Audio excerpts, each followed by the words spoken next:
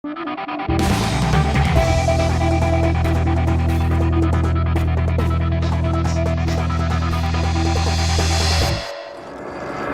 evening, everyone, and welcome into this week's edition of the Bullring. I'm your host, Derek Diesner, and for the next 30 minutes, we'll break down the week that was in Matador athletics and preview the upcoming week.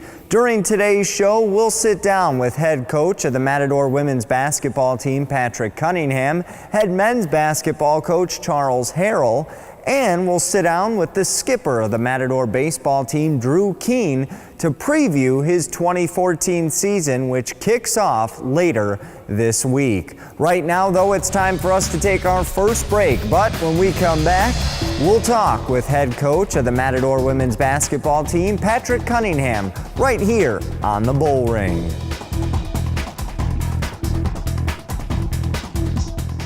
The career you've always wanted may be just months away. Just a few classes could take you to the next level in your job. Take a look at Arizona Western College's Career in a Year program. Earn your certificate in a variety of programs in 12 to 18 months, sometimes less. Programs include Certified Nursing Assistant, Public Safety, Logistics, Computer Information Systems, Auto Mechanics, Early Childhood Education, and more. Pick a career with strong job growth that ignites your passion. It's time to invest in yourself. azwestern.edu/career.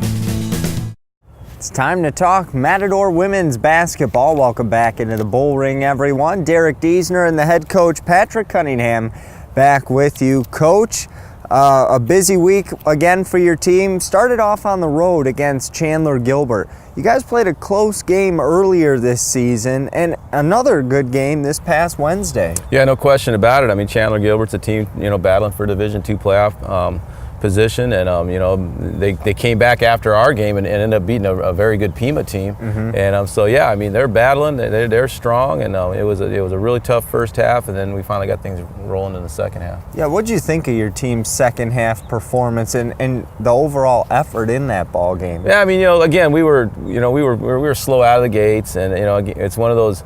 We started to discover, I think our guys were looking ahead just a little bit, to the Division I opponents that were coming up. So, we addressed that at halftime. And we say nothing matters if we don't get up with this win right now. And, so our guys did a good job, really kind of focusing on, getting back on defense, and then offensively we just got into a better flow. And, against a good team that, that shot it well, and I mean, we had to fight for the win. How pleased were you with your team's post play in that Chandler Gilbert game? Because looking at the matchup, you knew Chandler Gilbert could shoot the ball, but they didn't really have any size down low. Yeah, I mean, we just, you take what the defense gives you, and at that point in time, they had trouble guarding our big guys. But we did a good job getting good ball movement, and in the second half we started hitting some perimeter shots, so that opened things up even more, and we got good production out of our post players, and we need to have that happen against teams that can't match up. A big win for your team to go on the road, get another conference victory. You take a few days off, you return home to take on the Glendale Gauchos. Another victory for your team. What did you think of that overall performance? Again, the Glendale was a team we knew that was going to come in battling for playoff spots. We've always known that they've been physical, and defensively they were ready to go. I mean, it was a sock it out first half for both teams. Neither team could score. The defense was really strong for both sides, and I mean, they were letting us play. So which was good. Good physical game. We had trouble scoring. They had trouble scoring. And we talked about, what's going to get it done in the second half is just, continue the defensive effort and trust that the offense will figure it out.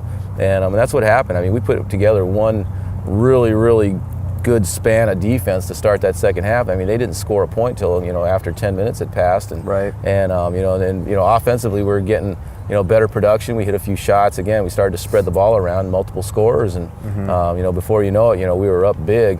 And they just couldn't score. Yeah, and you look at that Glendale team, and they seem to want to get the ball down low to 25 and 32. What did you think of your defense down low? Yeah, we were just sticky. We've been really working hard, and it's like, and our big guys can handle most anybody that they come up against. Just give them a little bit of support, and I think we got them pushed out of their comfort zone just a little bit, and they really struggled. We were just very active, and I think having to bring the ball up the court was a chore. And by the time they got it across, they just didn't have any rhythm. So there was just no flow in their offense, and that's what our defense can do.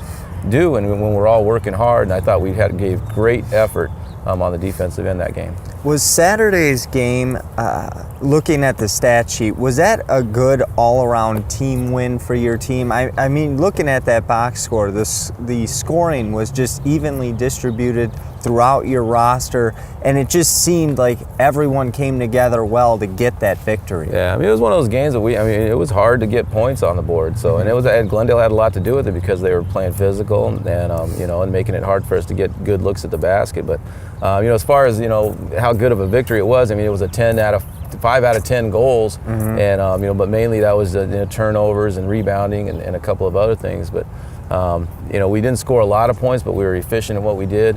And again, we were tremendous defensively, so it turned out to be a blowout. It was just a low-scoring blowout. Now, you touched on it a little bit earlier. Now you're going to start to get into those bigger conference games, the games that your team really needs to pull out some victories in, starting with this Wednesday on the road to Eastern Arizona. How important of a game is this? Well, it's big right now because Eastern's sitting there. We're tied with them, basically in the race, but we've got the tiebreaker because we beat them head to head. So we we come across and beat them at their place. That just puts us one up on those guys. And plus, we've got the season sweep. So it's a big game. It's on the road. It's not an easy place to play. Different styles. If we play their way, it's going to be tough for us to win. If we make them play our way, then it's going to be tough for them to win. What's the travel like, and what kind of a toll does that take on this team? It's hard to say. It's just like going to Cochise. We'll take off after practice the day before, and then we get checked in, and then we get a shoot around the next day in their gym. So those are all positives. We started doing that a couple of years ago rather than going the same day, and we've had pretty good success over that time. So we seem to be a little bit fresher going that route. It's tough because you miss a few classes, and the kids have to work hard when they're on the road to keep track of their academic part of it. But really, it's just it's a different environment. It's a big conference game, and hopefully our kids will be ready to go. Yeah, really a big week for your team. You look at it, you and Eastern tied right now in the conference standings, and then after that game, well, it doesn't get any easier as Central Arizona comes to town. Yeah, I mean, again, our kids, we're trying to keep them from looking ahead to that game, which is we've got through last week, and now if they're overlooking Eastern, then they've got a big problem right now. So we keep talking about the next game on the schedule. The only one we're concerned about is Eastern Arizona. After that result, hey, we get Central at home. We'll focus on them just like we focused on Glendale last week and Chandler last week and Eastern here coming up. All right. Well, Coach, thanks so much for your time. Good luck this week, and we'll catch up with you next week. Sounds good. Thanks, Derek. All right. That was head coach Patrick Cunningham of the Matador women's basketball team. It's time for us to take a break here on the Bullring, but when we come back, we'll sit down with head coach of the Matador men's basketball team, Charles Harrell. That's coming up next, right here on the Bullring. This year, we celebrate an event that altered the course of 2 counties in the middle of the desert, perched on the edge of the Colorado River and the state of Arizona. Arizona Western College is marking 50 years. We've grown from about 1,000 students that first year to nearly 10,000 today. As we celebrate 5 decades of history, we pay tribute to the leaders who had the vision, to the faculty and staff that came before us, and to you, the ones carrying the torch today. Visit azwestern.edu/50th_events to celebrate with us. Welcome back, everyone. Derek Diesner here with you inside of the house on the campus of Arizona Western College. It's now time to talk Matador men's basketball. And with that, we welcome in head coach Charles Harrell. Coach, thanks so much for joining me. You're welcome, Derek. Now, last week began with your team hitting the road for a quick game at Chandler Gilbert. What did you think of your team's performance in that victory against the Coyotes? I thought we played pretty good in the second half. I thought in the first half we got a little bit out of character. Didn't share the ball as much as I had hoped. But at the end of the game, we were able to execute better and come out with the big road win. Now, in that game, you were without your big man, Brandon Lovings. So, again, you kind of had to rely on those guards. What did you think overall of how the guards played? Well, I thought EJ played well. I thought Ron Lee played well. I thought Anthony played much better in the second half than he did in the first half. And then I was pleased with Navante Hill. It was his first game back, and I thought he came in and did some nice things for us. Yeah, and we saw Navante on Saturday, and he seemed to do well once again coming off the bench for your team. Yeah, he did. He shot the ball well. He was organized as far as knowing what to do for being out for so long. And when he's in the game, we move the ball a little bit better. So I think you're going to be seeing him in the game a little more coming up. All right. Well, your team has really put together a good string of ball games recently, and you were rewarded to start last week by receiving votes in the polls. Still not in that top 25, but just on the outskirts of it.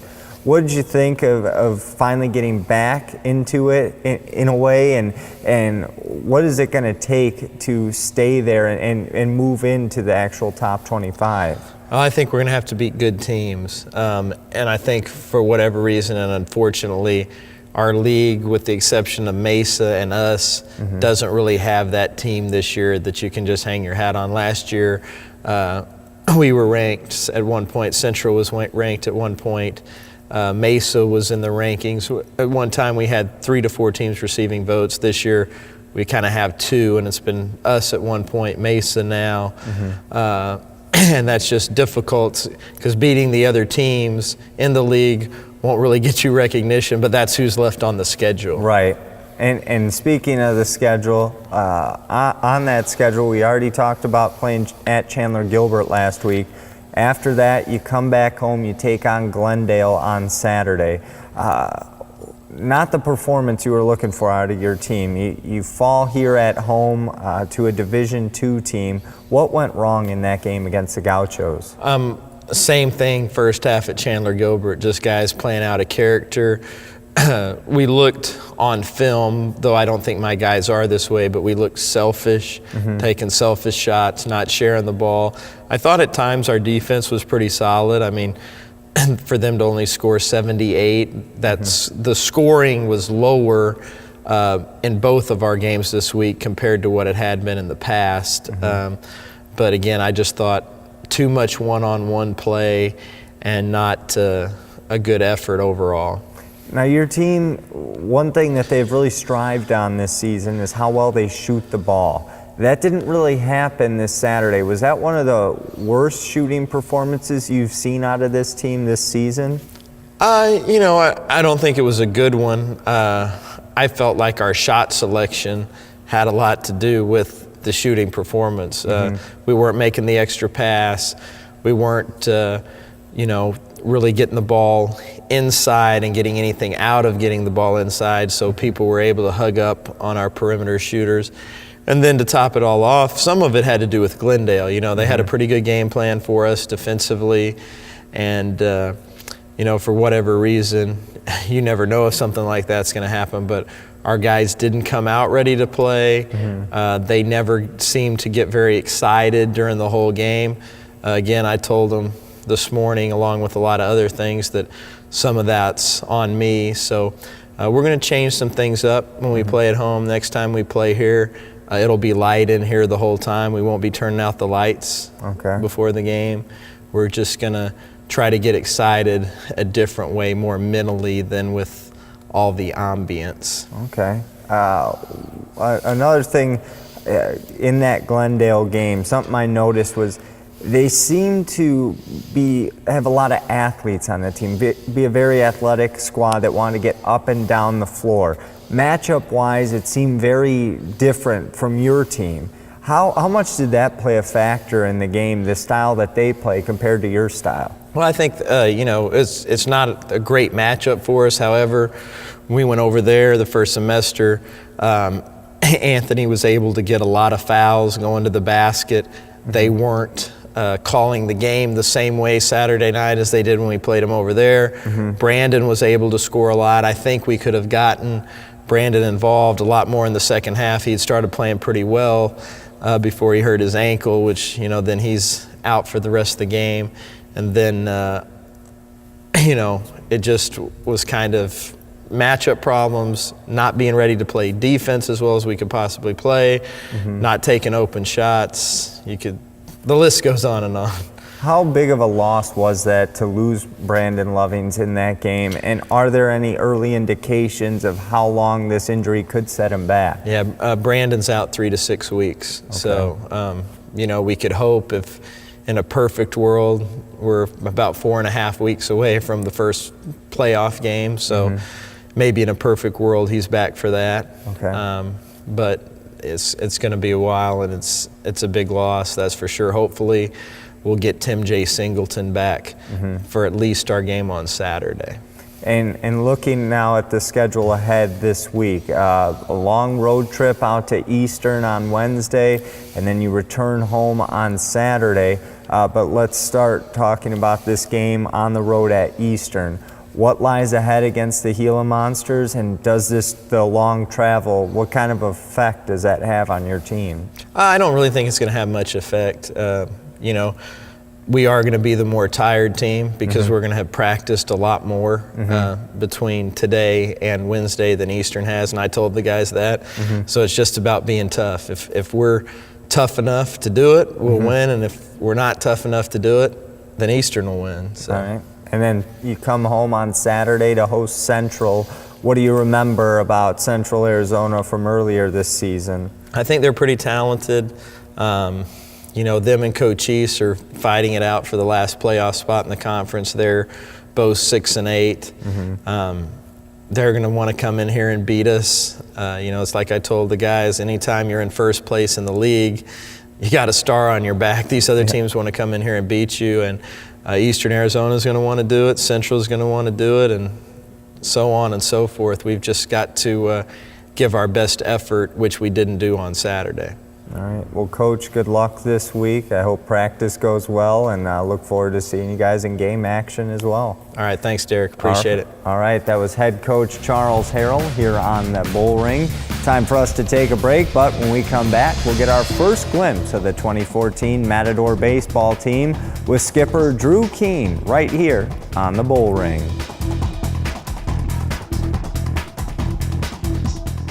The career you've always wanted may be just months away. Just a few classes could take you to the next level in your job. Take a look at Arizona Western College's Career in a Year program. Earn your certificate in a variety of programs in 12 to 18 months, sometimes less. Programs include Certified Nursing Assistant, Public Safety, Logistics, Computer Information Systems, Auto Mechanics, Early Childhood Education, and more. Pick a career with strong job growth that ignites your passion. It's time to invest in yourself. azwestern.edu/career.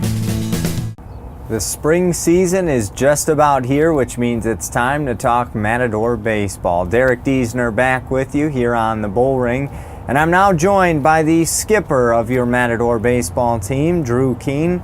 Skip, thanks so much for joining me. I'm sure you're excited because your season's about ready to kick off later this week. Yeah, we're excited about it. I mean, we're been preparing for it for a long time, and so here it is, and we'll see how it all rolls out this weekend.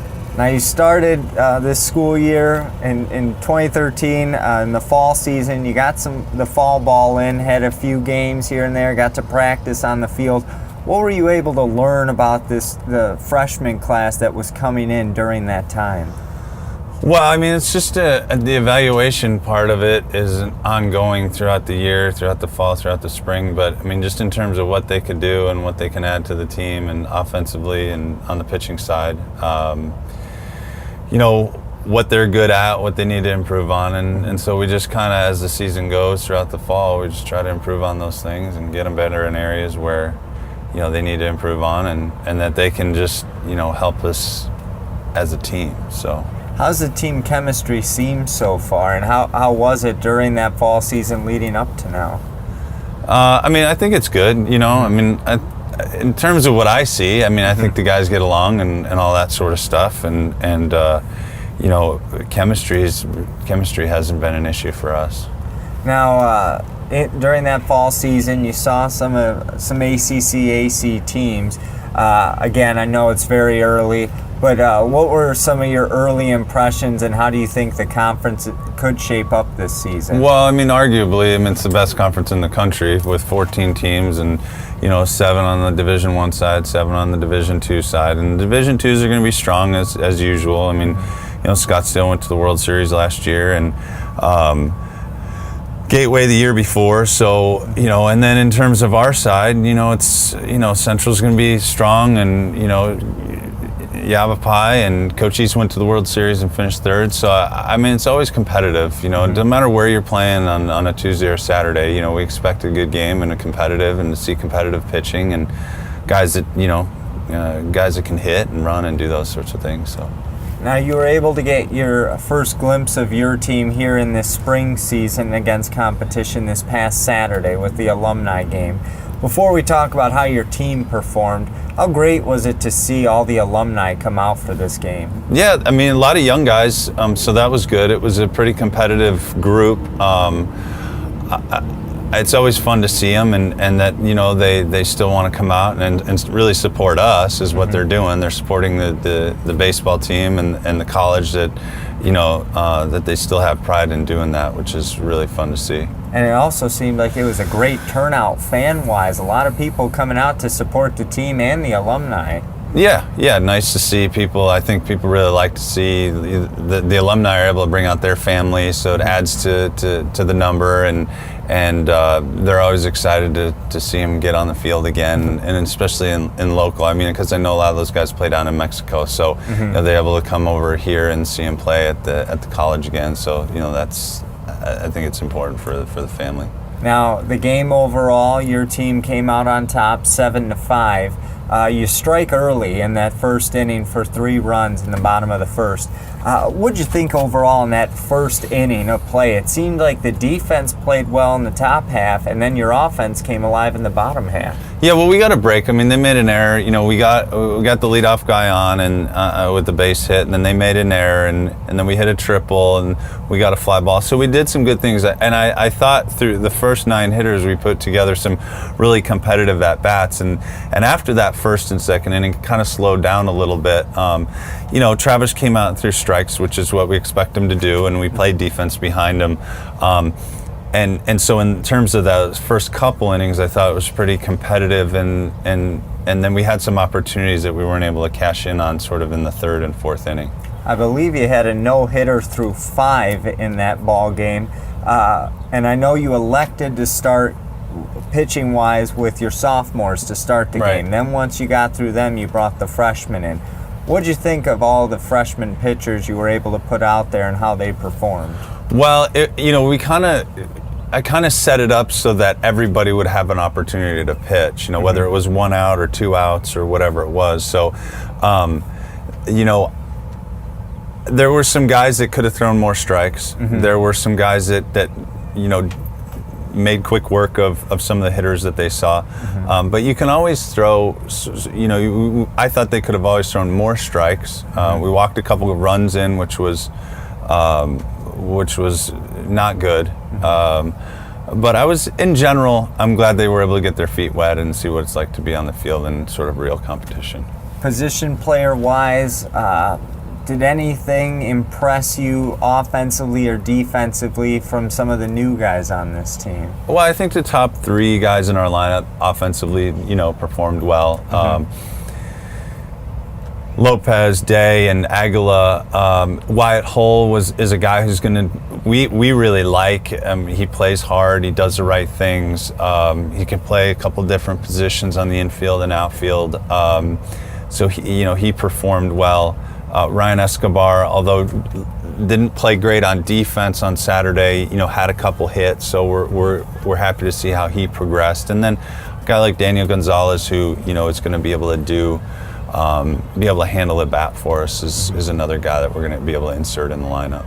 Now, I know Day you had starting at first base in the ball game. I believe he could play catcher too, but how is that going to work for you this season? Are you going to just keep him at first, or will you be rotating him? Yeah, he'll catch a little bit. He's a little banged up. He's got a little bad knee right now, so we're going to try to keep him out from behind there. So we really need guys like a guy like Austin Browning to be able to supplement us at catcher in certain games here early, to kind of see how his knee progresses.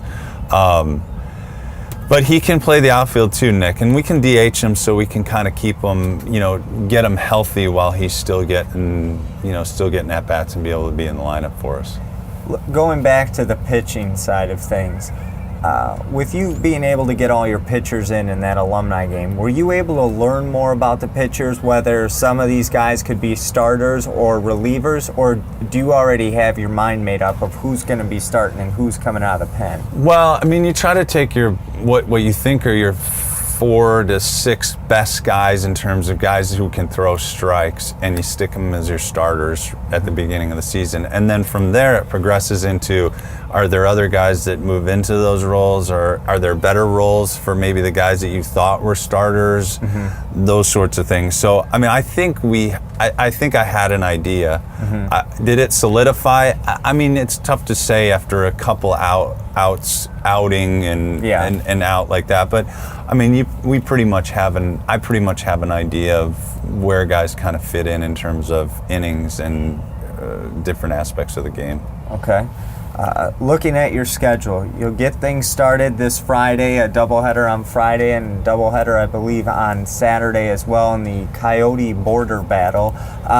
What kind of competition can you expect to see during this tournament? Well, it'd be good. I mean, you had Salt Lake in there from Region 18 and CSN from Region 18. So, I mean, they'll be very competitive. And I think Colorado Northwest is going to be way better than they were last year. They weren't very competitive last year. But, this is the second year for their head coach. And, obviously, not being very good last year, they want to improve. So it's always competitive. It's always fun. I mean, you're going to see some good arms out of the right off, and some guys with some velocity, and we'll see Salt Lake's best guy, and we'll see CSN's second or third best guy, and same with Colorado Northwest. So in terms of pitching, we'll see a lot of fastballs and see if we can catch up to them, and we'll need to play good defense, because usually they're kind of low scoring affairs. Overall, what do you think of your schedule, and how tough is it this year? I mean, it's the toughest schedule we've had for sure. Okay. That we played those teams at the beginning, and then a tough part is we travel that second weekend as well to go to St. George. So playing away in St. George in Utah against Eastern Utah is not going to be a cakewalk either. We played them down here and had some success against them last year, but and then that mid-season tournament is very competitive with the teams from Region 9 and Northeastern Colorado and New Mexico Junior College, and then our league is just, it's just going to be, like I said, every week, Tuesday and Saturday is going to be a battle. So. Well, it sounds like fun, and I guess time to buckle up and get ready for the long ride. Yeah, that's right. All right. Well, Skip, thanks so much for joining me. Look forward to catching up with you next week after you have a few games under your belt. All right. Thanks, Derek. All right. That was Drew Keene here on the Bullring. It's time for us to take another break, but we'll be back with more of the Bullring right after this on AWC TV.